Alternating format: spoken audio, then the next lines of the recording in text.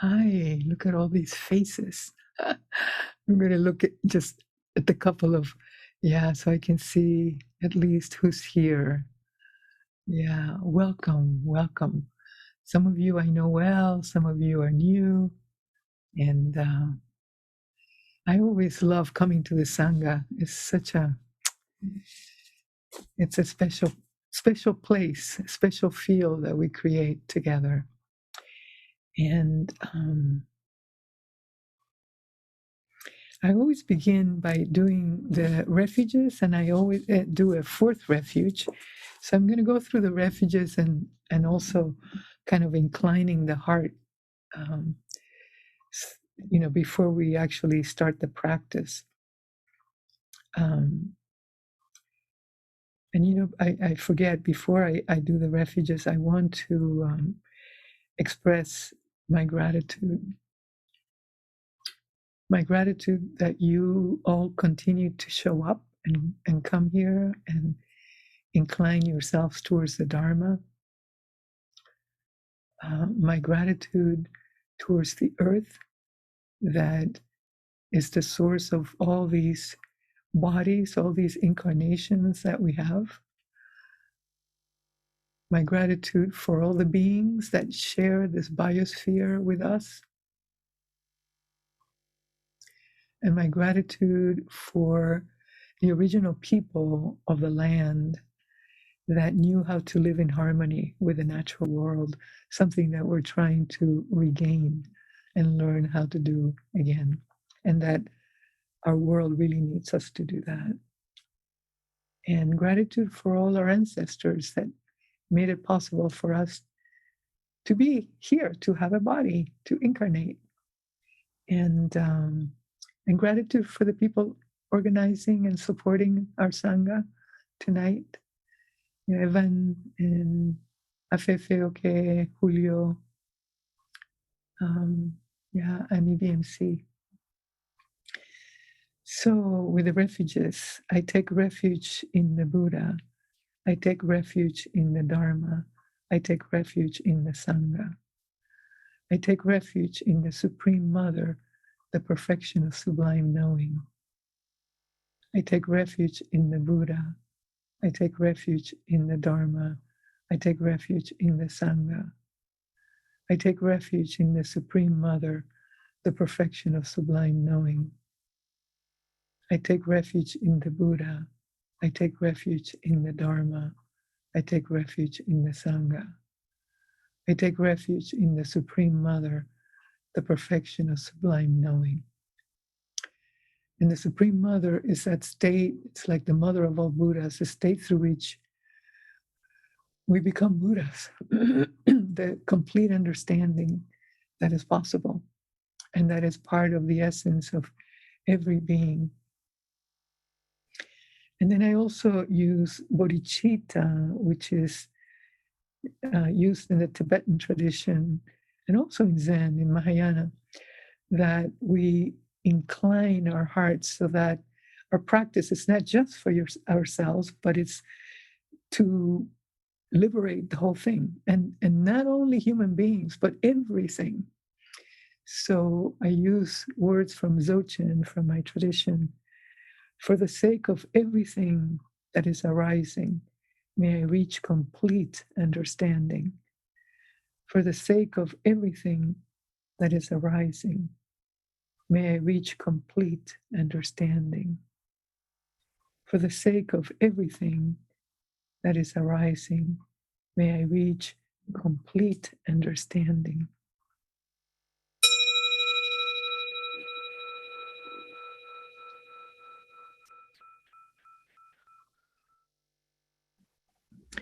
So the theme that I had wanted to explore tonight is the living Dharma.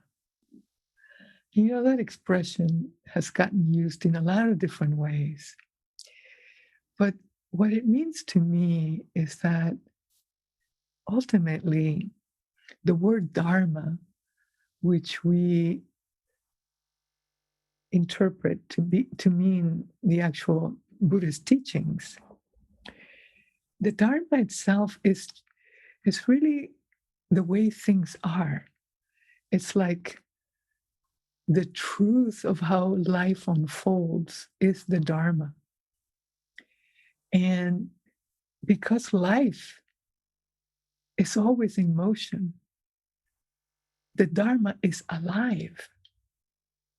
And so we have these beautiful teachings that give us a framework within which we work first with our conditioned identity and all the material that's there. And the Four Noble Truths point to the fact that the way we live, and a big piece of it is just how we don't have access to our essential nature, that we're pretty much living just from what we would call in modern days our ego structure and the relative identity. But we're missing this essential nature because most of us don't recognize that.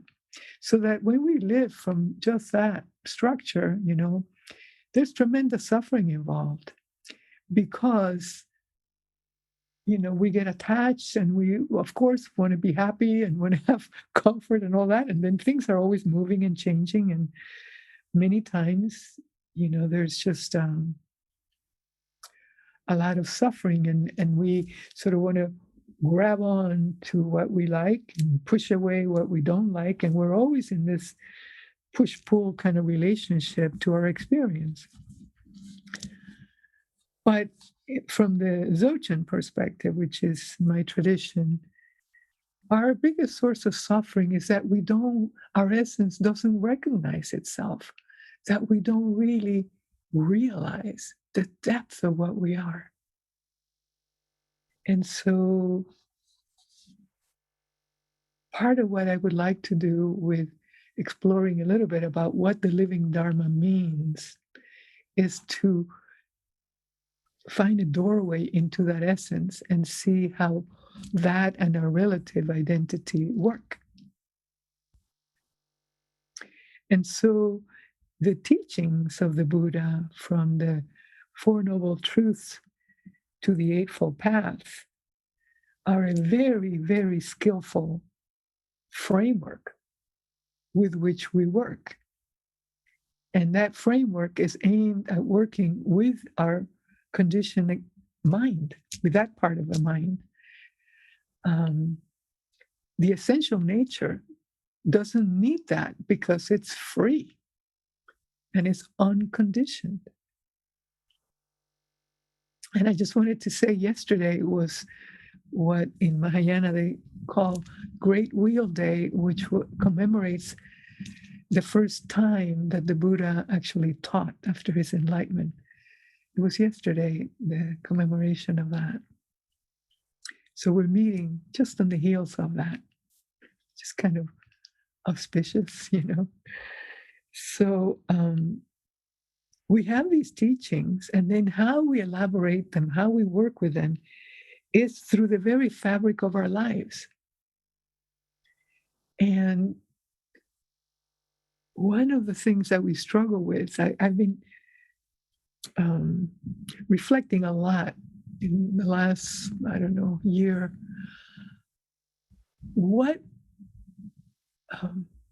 how we're impacted by living within cultures of domination.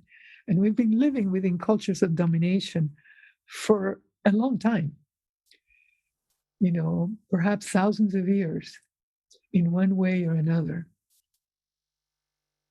And so in more recent times, what becomes very obvious is that cultures of domination,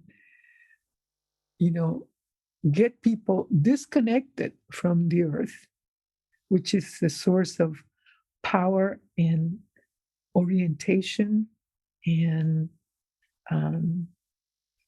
unity. So when people are disconnected from the earth, they can be more easily subjugated and used for economic gain. And that's sort of been the way societies have organized themselves in one form or another for quite a while. And so at the root of some of what goes on living within that is this disconnection. And so when we work with the Dharma and the living Dharma, we go into the very fabric of our lives. We work with our own wounding, with all that needs to be addressed. And it's almost like we're weaving together threads of understanding and of connection. And although we have this utterly free essential nature that is unconditioned, that access to that gives us unbelievable resource and capacity to meet with life. Most of us don't have access to that very easily, don't necessarily recognize it. It peeks through, because it is our essential nature. It does come through in brief moments, but we don't always recognize it as what it is. So, but as we learn, as we turn towards our own life and what needs attention and care in our own life, as we work through things, the working through those things makes our access to our essential nature that much more easily available. But one of the things that happens is, as we develop, even from the time we're children, is that the input we get from the world, we take in, and we take in how we're received. And so then we develop a sense of what we are by how we're being received by the world. And so many of us struggle with all kinds of internalized judgments of one kind or another. So a radical piece of our practice is to turn towards our own being with a sense of profound appreciation. And I was just looking at all these different quotes. Audre Lorde, has addressed this in different ways at different times. And one to start with that comes to mind is, caring for myself is not self-indulgence. It is self-preservation. And that is an act of political warfare.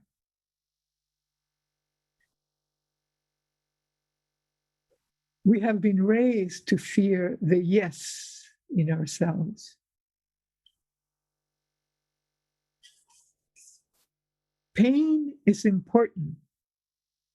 How we evade it, how we succumb to it, how we deal with it, how we transcend it. So this relationship with ourselves is at the heart of actualizing the Dharma through the fabric of our lives. And we need to use the very fabric of our lives.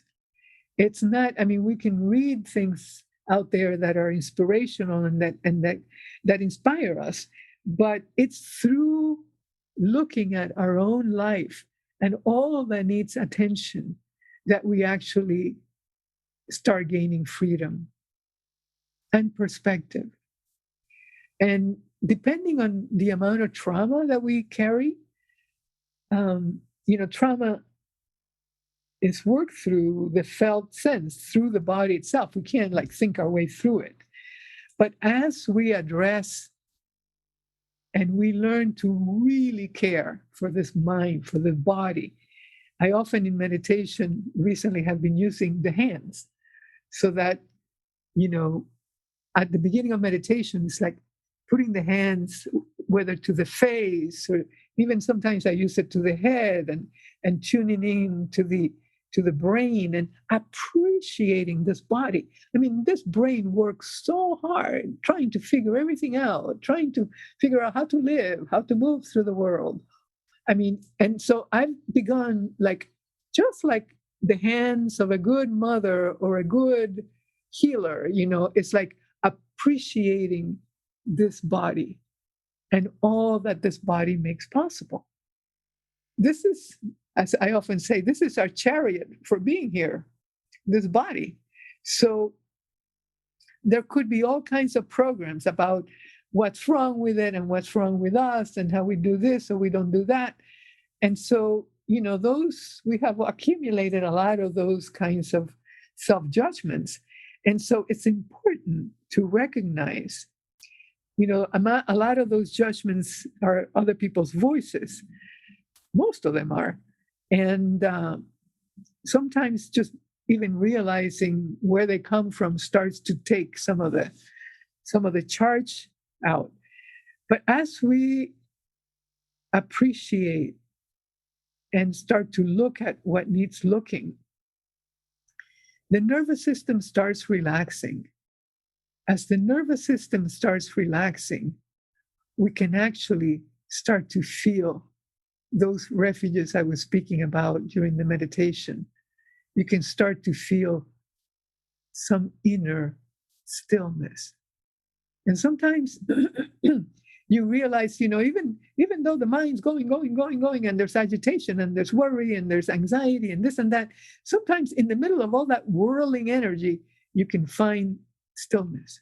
Like somewhere in the middle of all that, there's some still point, there's some stillness. It's like tuning into that already starts reconnecting the disconnection, starts healing. It's putting the threads together. We're weaving ourselves back into the fabric of life. And so when we tune into the stillness, which can coexist with the movement, it does. Or we tune into the silence. Sometimes in the middle of a whirlwind of a lot of stuff happening, just, it's like a weather vane, coming, and feel the silence in the middle of it. And then also the inner spaciousness.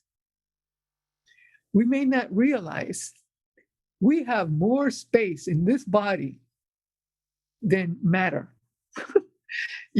There's space all over in the lungs, in the heart, in between cells. Within the cell, there's more space than actual molecules of things moving around.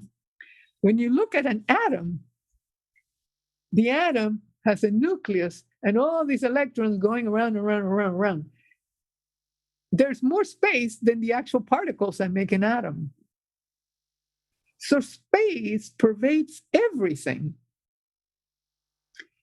And the metaphor of space is used for the quality of our own awakened mind. And the reason being that mind, that part of our being that is awake, what the Buddha discovered, it's within all of us. And so when we are meditating and we tune into these refuges, sometimes if you just feel into the spaciousness, sometimes there's another technique where we're meditating and we turn our attention towards our own mind. And we just, it's like you look, metaphorically look at your own mind. And what do you find? You can look and look and look, and there's no thing there. But you find the spacious knowing.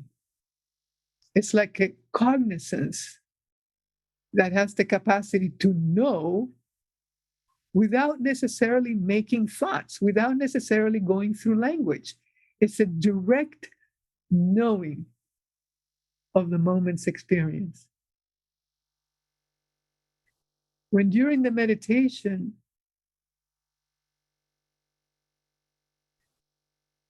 trying to think of what part in the meditation, being with the sensorial experience, when we are just sensing, and we're not labeling, naming it, doing anything with it. We're just utterly sensing. You could be sensing the spaciousness, the stillness, the silence, or just the ache or the colors coming into the eye. If we refrain from, oh, that's a this, or oh, it's dark out there, or it's getting dark, or whatever, some kind of mental thing. If we just relax back and just stay in that openness with no content, that's vividly awake, it's our essential nature. And that is a powerful doorway. Reconnecting to that is the way to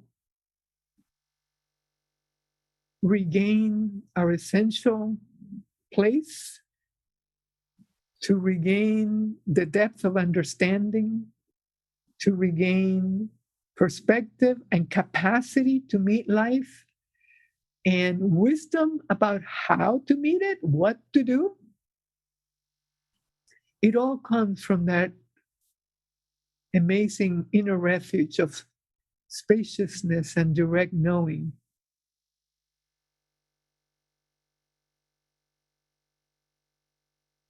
So we as human beings have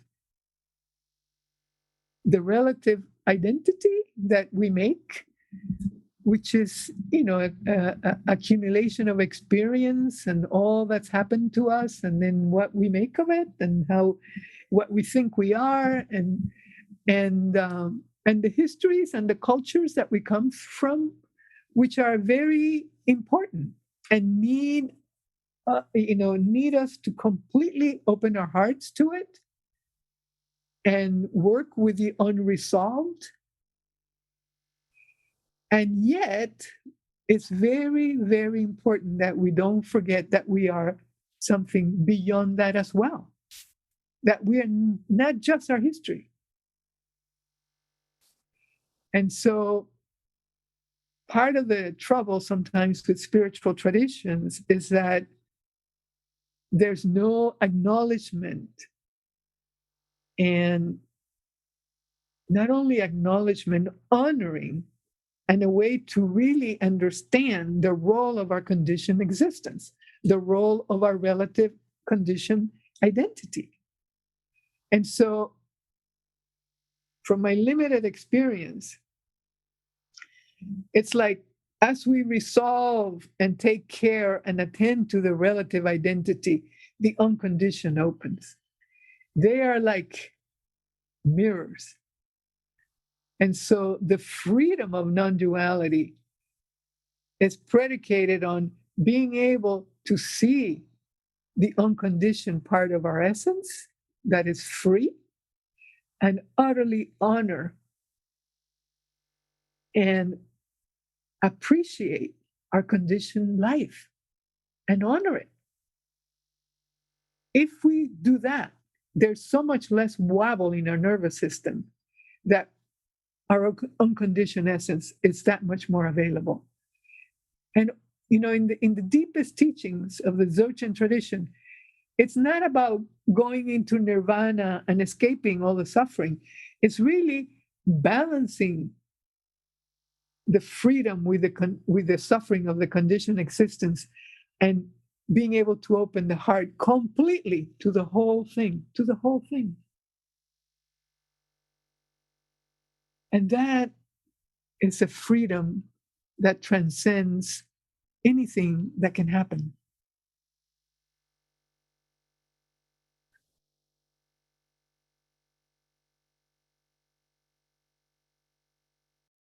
And I know that I'm trying to pack a lot into these few minutes that I have to try and explore so much. But the point of the living Dharma is that the Dharma evolves as it goes to different cultures. And one of the I feel like contributions in the West is that there's a lot of, and you see it in the Vipassana community much more than the Mahayana Zen or Tibetan Buddhism, which I'm immersed in. But the understanding of the psychology and the fact that our psychological life needs to be addressed. And so as we are able to do that, there's a depth and a freedom available that is much more integrated with our humanity. And so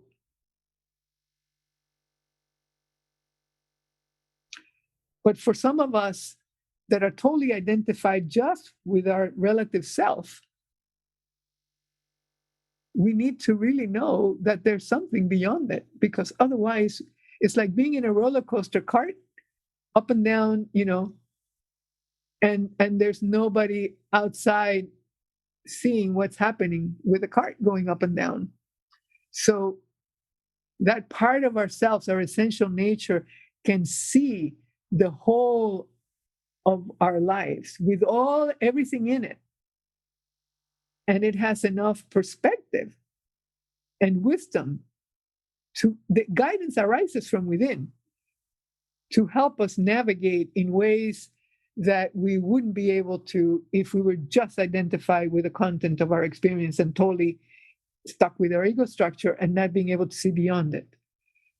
So I'll stop really soon because I want to have time with you speaking. So what I'm trying to communicate is that, the Dharma, as we are experiencing here in the West, is including this work, this inner work with our own histories, with our own psychology. And it's not happening in every Sangha, but particularly in our dear EDMC, we are working with things in a way that very few spiritual communities are doing. And I feel like this has the potential for bringing a whole different level of freedom. And the piece that is important to remember is our own conditioned nature. That is there, and find a way to begin to access and connect to that. So there's a quote from a teacher in my lineage, Dzogchen Rinpoche, that I always bring out because it's such a beautiful description, and I'll end with that. And it goes, profound and tranquil, free from complexity, uncompounded, luminous clarity beyond the mind of conceptual ideas. This is the depth of the mind of the Buddhas. In this, there's nothing to be removed, nor anything to be added. It is simply the immaculate, looking naturally at itself. It is simply the immaculate, looking naturally at itself.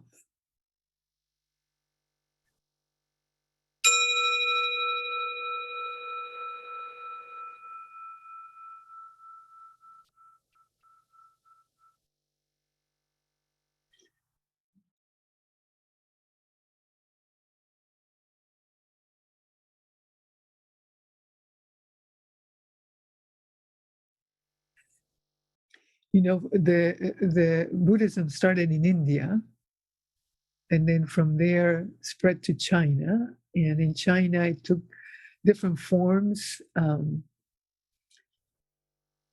Japan, yet, like Zen is from Japan. In China, there was ancestral worship was incorporated in it, which in some places was not. In Tibet, the Bon religion, which was there before Buddhism came, got incorporated into Buddhism. In Southeast Asia, yet it's a little bit different, closer to the Indian Theravada tradition. I'm trying to think of, like, it came to the U.S. and different traditions have come to the U.S. There's all the Asian lineages that remain very close to how it was in the country of origin. And then the Western Buddhist convert Sangha, has incorporated a lot of psychology in the teachings in the Vipassana tradition. So, particularly Spirit Rock has been a major, even the effort of including the psychological. There were a lot of therapists involved with the founding of that place, and continued, to be involved with that place. And also, as difficult as it was, the beginning of looking at racial oppression and oppression in general began there at Spirit Rock. And I think the fact that there was a psychological interest too might have helped. And then it spread to other places.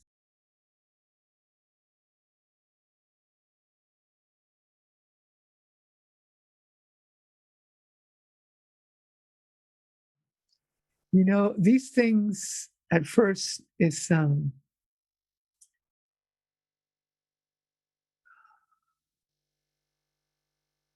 they're like just ideas in the mind, but the depth of what these things are come through direct experience, and they're non-conceptual in a way.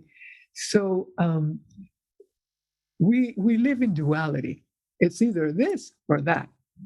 So there's samsara and nirvana, bliss and misery, and what this is non-duality in the freedom of the essential nature has to do with the fact that there's a way to recognize the original mind, if you will, or the original awareness, timeless, non-conceptual awareness that can see these poles and understands them so deeply that you don't have to choose this or that. It's beyond the binary that we these days we're talking about, not having to be stuck with binary designations. This is kind of the same, at a way deeper level. Non-duality is utter freedom. And what happens is that the heart is so open, and you see the suffering, and your heart is so moved, and you see the bliss, and you don't just go careening to grab the bliss.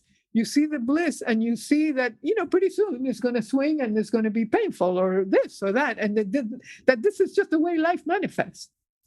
But access to that ground gives us so much capacity, so much holding.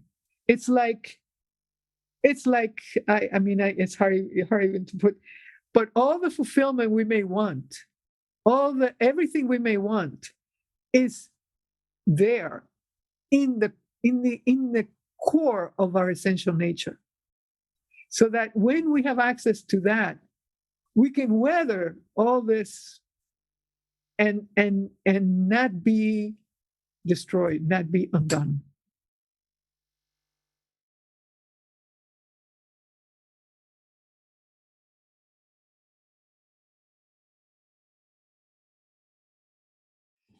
Yeah, well, I've looked at a bit of the history, like how could people set out from Europe to do what they did? And so preceding people setting out, in Europe, there were indigenous people in Europe, and there was a nature-based spirituality there with very independent healers and spiritual people. And so the church at the time wanted to bring everyone under its roof. And it was the beginning of just an unbelievable process of almost like genocide of all the people that were connected to that nature-based spirituality.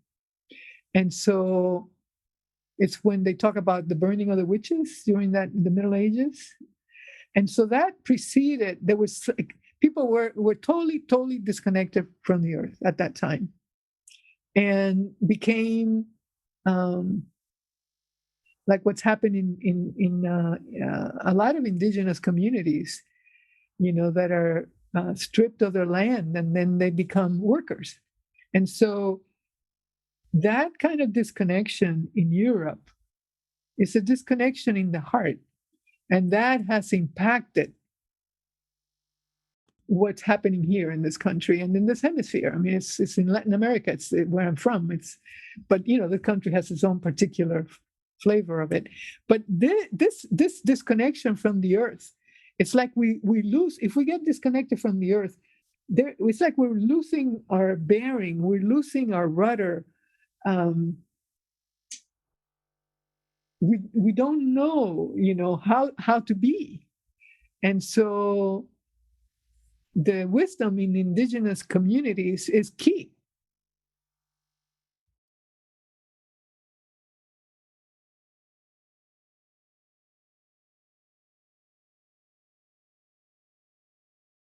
Our conditioned life is the conventional reality that we live in. It starts after we're born. We are born with a completely open mind, no concepts, because we cannot even make thoughts. So that's how we start. And then we start to have experience. There's enough development in the brain that we then anyway, as we begin to make thoughts and it gets more and more and more complex, eventually we forget that ground that was non-conceptual, but capable of registering and sensing and knowing in a non-conceptual way. We lose connection to that, which is the ground of being. And we identify with the content of experience, which has abstracted through all the language and all the thoughts. And then we build an identity based on that. And we forgot the origin of what we are. So that is the conditioned. And then this non-conceptual ground is connected. Now, as a baby, we're not going to understand the profundity of reality, unconditioned reality. But as a mature practitioner, we do. And then we understand how, from that empty cognizance, there's a capacity to understand that is beyond language and is profound. And that's liberation. I mean, it's a liberation that is, until you start to get even a little glimpse or smell of it, I say, we don't realize. We can only talk about it, but we cannot represent it with language. But it's, whenever you are wholly focused on an activity and your mind is not making a bunch of thoughts, and you're just right there, and your mind is quiet, you're right there. You're at the doorway of that. So learning to recognize those moments, it's like it's the space between thoughts. Recognize that more and more, over and over and over, and it starts to open up. Okay? We're out of time. Thank you. By the merit generated through our beautiful practice this evening, may all beings find the solace of recognizing their essential nature. May understanding, justice, peace, and love prevail in our world.